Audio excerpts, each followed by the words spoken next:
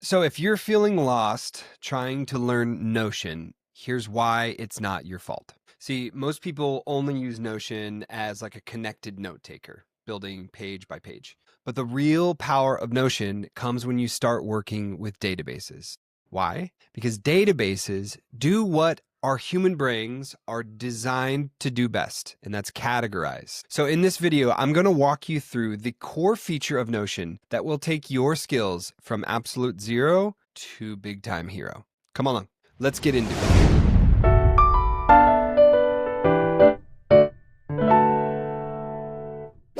Okay, everyone, welcome into the Agency OS. What I want to show you today is really the foundation for how the Agency OS is built. Again, I think the mistake of a lot of people is that they jump into creating different pages in Notion and rather avoiding the database construction of everything. And that's, again, really where the magic of Notion comes into play. So what exactly is a database? Now, to do this, I'm going to create a new page, which might seem antithetical to this video, but what we're going to do is create a database. Now, a database is a dynamic container for related information. So unlike a simple page, a database lets you store structured data that you can view, filter, and manipulate in countless ways. So let me show you by actually building a database, and we'll just call this page test.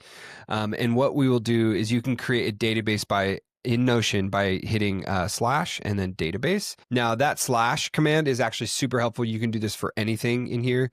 So if you wanted to do like slash heading one, you could do that. But in this case, we're going to do slash database, and we'll just create this for this illustration. We'll just create this as an inline database. Okay.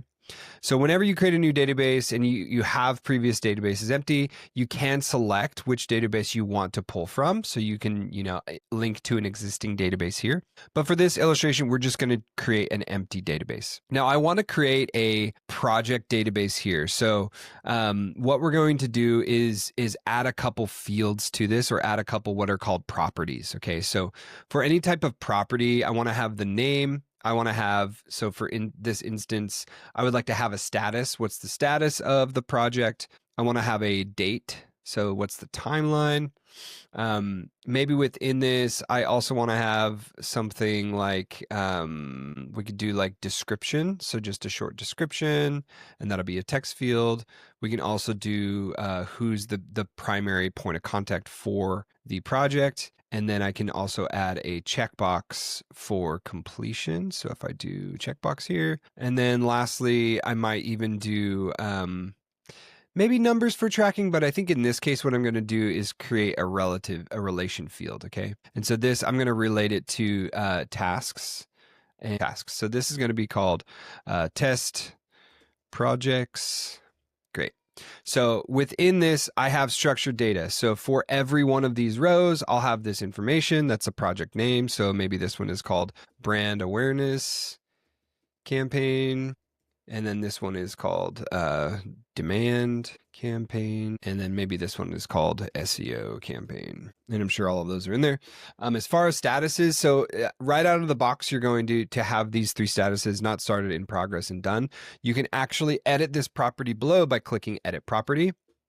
And what you can do is add to different of the to-dos. So for this, I can say something like scoping, and here we go with my typing. In progress, I can also add something like, how about like review? Like oftentimes something that is still in review is still in progress. What I can do here is also change the color, I can add another one called to do. So that's still in this to do category. And then for here, I'll actually change the color to, maybe it's orange for everything in scoping. Orange. Oh, sorry. Great. And so, the difference between these are, hey, this hasn't started. We're scoping this out for like a project manager. To do is, hey, this has been assigned to a person. It's ready to go. Once the person picks it up, they can select and say, hey, it's in progress. For review, I'm going to change this to yellow. Great. This has been passed either to the client or to the person responsible to review. And then completed or done. You can also leave select archive. Honestly, I think these stages here are pretty great, unless you have different teams that need to, get involved. So if you have like a content team that says, hey, this is content in progress, or hey, this is creative in progress, or hey, this is, product marketing in progress. You can do that there, but you don't need to get super crazy with it. Okay. Let's do this. So we're going to do a short month campaign. So we're going to include an end date, and we're going to have a brand awareness campaign that goes the 10th through the 30th. Great. We're going to have a demand campaign that goes the 17th through the 30th. And then we'll also have an SEO campaign. And just for the purposes of this, that goes through the 30th as well. Again, we have to select those end dates here. Cool. And then we have text. What I actually like to do a lot of this time is I would typically have AI fill this out for me. So here we can do brand awareness, and I'll speed through this to increase quality of pipeline, demand to distribute specific offers, SEO to be a great first touch on. Cool. For the person, I'll just assign this to me for now as a project manager. And then we'll change this checkbox to archive, and I will change the icon to a box. Great. Okay, cool. So now we have our database, which is our test projects, with all of our statuses here. They're filled out and ready to go. Now this is really where the power of databases becomes so cool. So you can open these up and they're blank. Great. Not really helpful, okay? So rather than creating a blank project, we can go ahead and create a template here. So if we were to create a template for this project, what we can do is just call this projects template. And now we can add in some cool stuff, okay? So, and even I'll just do this with AI. I can say, hey, can you create for me a basic project management template for my lead gen agency? Cool. And so AI is going to go through and think through this for you. Great. We can remove a lot of this stuff here. Cool, because we don't need that. Cool. Campaign launch, ongoing optimization. Great. Cool. Accept. Great. So that might be fine for you. What's interesting about this stuff is a lot of these things can be created as tasks. But just for the purpose of this demonstration is we can leave a lot of this stuff in here as like, cool, now we have a template. So whenever we create a new project, we can actually select that template from this list. Great. It all gets populated. Cool. Here we go. All gets populated. So if this was an SEO template, I could, from that list, select an SEO projects template, right? Or a demand projects template, or a brand awareness project template. And it's all based off of how you would like for that to show up within the template.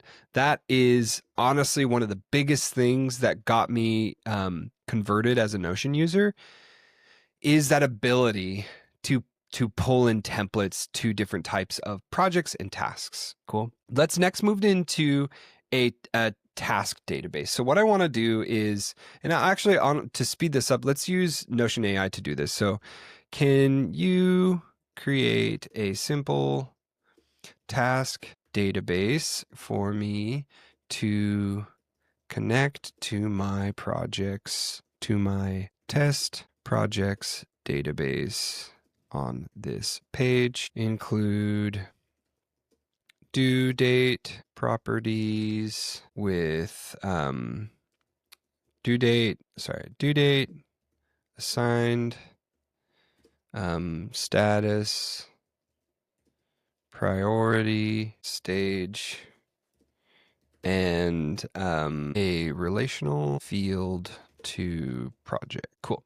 Okay, so Notion AI is going to go away. It's going to build me an inline database, which is cool. Here we go. It's doing its work with all those properties. I may have needed to tell it to do an inline database, but we shall see what happens. Cool. There you go. Okay, so it created a new page, which is fine. Or a new database within this page. Okay, so it's called tasks. It's creating all of those properties, which is great. Connecting it to projects to tasks. Cool, it looks like it did a two-way relation, which is great. Okay, just thinking. And this is just so great, like, man, to do this, to think through it, and to like get it done can just be such a time suck sometimes. So great.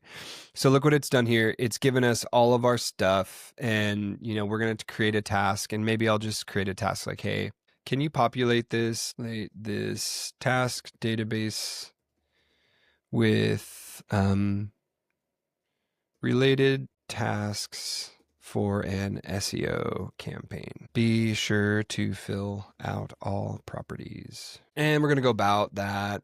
Cool. So yeah, I mean, we could have done this live, but honestly right now, and it's just so helpful because, I've connected this to my Claude, so it has access to a lot of the projects that I've run before and a lot of that thinking. And so it will automatically go ahead and just do all of this, which is amazing. Cool. So here we go. The magic of Notion AI. Honestly, the more I use Notion AI, the more impressed I am with it. Cool. It's connected it to the demand campaign, so I am not going to do that. I'm going to change the relation. Wait, come on. Let me change the relation. Edit property, projects to the SEO campaign, which, come on, Notion AI. Okay, cool. Great. So now we have 15 tasks related to that. Let's go back to our test page and we can see what happened. Okay, cool. So we have all of these tasks. Now, one thing I like to do with tasks and any kind of relational is I will change this to a check mark because that's the icon that signifies tasks. Great. And then I'm actually just going to hide this from the view because it creates it, it just makes it pretty long. So I'll just hide that. Great. And then one thing, okay, that should be it. Cool. Awesome. Okay, great. So now when we open up the SEO campaign, we can see, great, all of these tasks are here. And again, I'm just going to hide this, to be honest. I'll just hide it. And because it just makes things pretty long. And one thing that I will do now, which is super cool, is we're going to open up the task database. I'm going to copy this. I'm going to copy this link here. So if I copy the link, come back into the SEO campaign, come down here. I'm going to link the database view. Awesome. Cool. Great. So now I have all of the tasks that I outlined, so this is my project. Okay. It gives me like the high level overview of what are we going to be doing? Cool. And then when I need to go out for my team to execute on it, they're doing all this stuff here. Cool. Great. So we've created a project. We've created tasks within it. We've populated a project brief. We have populated a task list that's relevant to the project that we have. And now I want to start working with this data. So one thing that's really helpful with Notion is database views. And this is, again, is why I think Notion is so powerful, is that we can take the structured data that's within this database, we can manipulate it, we can change the view, we can filter on it, we can sort it, we can use the different types of tags and statuses to trigger automations. So what I'm going to do here is to create a view. So we have currently this database, and I am going to duplicate the view. Now we have two views. Cool. One of all tasks in a table. And now I'm going to change the view here to something a little bit more fun. I want to create a board. Okay. And so this board is going to show me everything by status. What is not started, what's in to do, what's, ready to be assigned, what's in progress, and what is done. Great. So now I can visually see at a glance, rather than just a big long table, where my work is at. I can even do this at a deeper level if I wanted to change the view again. And so here I'm going to rename this called Kanban or status. Cool. I'm going to change it by status, put a status symbol here. I can even add a review column. And if I edit this property, I'm going to change the status to, I'm going to edit the property and actually add a review status. Cool. Change the color to yellow. Great. I'm going to move this into review. And one really cool view that Notion has recently released is the feed view. Now this kind of gives me like really quick glance into all of the content of each task that you have. And so it's great actually for reviewing. So if I have this feed view, I want to filter this by the status. So status is in review, save for everyone. And now if I were to come in here and just ask Notion AI, can you add some mock-up information, or sorry, not mock-up, placeholder information to this task. Great. Cool. Great. So this is keyword research. Awesome. We have, I need someone to review this. I need the client to review this. I need my team to review it. Great. Cool. So now at a glance, I can see what's here without ever having to get out of the project view. So I have all the context that I need for this project. What are our goals? What are we aligned to? Who's working on it? I can see all of the tasks that we're going to be doing over this campaign. I can see the status of them through this Kanban view. And now I can actually review the content within the database without actually having to click into the item, which is, again, just amazing. So in this video so far, we have covered databases and their importance and why we use databases in Notion. We've covered properties and how they're really the secret sauce to databases. We've covered views. We've covered relational databases in terms of creating a project database and connecting that to our task database. And we've explored how to use filters. Cool. So all of this stuff, again, is great. Now, the last thing that we can do and what I like to do is automate the little things, right? So it's the little things that can get missed that drop in communication with our clients and with our team. So I want to create a new automation. Automations are really easy to use within Notion. Cool. So once I'm going to create a trigger. So any property edited in this database will trigger something. Okay. So I'm going to add an action from there. I want to edit a property. I want to edit the assigned status, okay, and I'll just assign it to me, great. So I'm going to, and any edited property, I'm going to go back up here, okay. So I'm going to delete this right now, edit. So I'm going to change my trigger to status, okay. So when the status changes from anything to, let's say review, I want myself to be able to review it, okay? So it's going to replace anyone with Jason Stevens, okay, cool. So I'm going to enable that here. Now I'm going to change this, and for the sake of example, I'm going to remove this from me. Remove it from me. I'm going to change this to in progress. And now we'll see that, hey, it's not in that status field. Cool. Okay, great. So we need to go back, find keyword research. Where was keyword research? Optimize setup Google, conversion rate, build internal. Okay, cool. So these tables are here. Cool. So we found our conduct comprehensive keyword research. Now I will go ahead and pull that there. It's in review, and let's see who's been assigned. Great. So it just reassigned to me. I should also get a notification in my inbox shortly that it's been reassigned to me, and that, oh, that's why, because we didn't put it in the notification. So we'll go ahead again. So it's going to reassign it to me, but I also want them to understand or get a notification. Hey, send a notification to select receipts, person property. Cool. So assigned, it's going to assign to that person property. Cool. Hey, this is ready for review. Go ahead. And we might be able to say whoever triggered, page creator, trigger page, person who created page. Okay, cool. We can actually, I think we can do this and then whoever's assigned. Cool. So what this will do is, hey, at trigger pages assigned, because the first automation is going to replace the assigned with Jason. It's going to send the notification to that person. Cool. So let's go back and we're going to edit the visibility here. This is another thing within databases that's awesome, is you can actually see at a top level what you want to see in this database. So I can go here, layout, board. I can show card preview.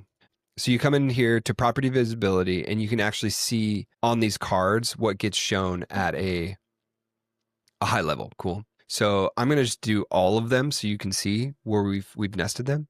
Okay, so I'm going to again change this back to in progress. I'm going to assign this to Stella. Okay, so now we're going to watch this automation work. All right, cool. Done. Been moved to review. Let's see what happens. Jason Stevens has been assigned. I have a notification. Here we go. It's right here. The automation, sorry. So the automation said, hey, at Jason Stevens, this is ready to review. And now I'm in there. Cool. So again, Notion is It can be your best friend. It can be your worst enemy. Really, I think the best way to work with Notion is to really leverage databases. Understand the basics. You don't need to get crazy with it. Understand databases. Understand relational fields. Understand the different views that you can create. And again, this is just a tool to keep communication high between yourself, your team, and your clients so that everyone stays happy. So your team just wants to work. They want to know, what do I need to get done today? And do I have everything I need to get it done? Your clients want to know, what is this contractor, what is this agency doing for me, and where can I see an update on that progress? Okay. These are all little comfort blankets for everyone you have involved in your business. Let's make sure that we're keeping these up to date. We're keeping them fresh and clean. We're keeping communication high, because when communication breaks down, that's when relationships break down, and that's when you lose clients. So it was great talking with you today. I hope you have a killer one. Come back for the next video next week as we dive more into the world of Notion. Take care. Bye.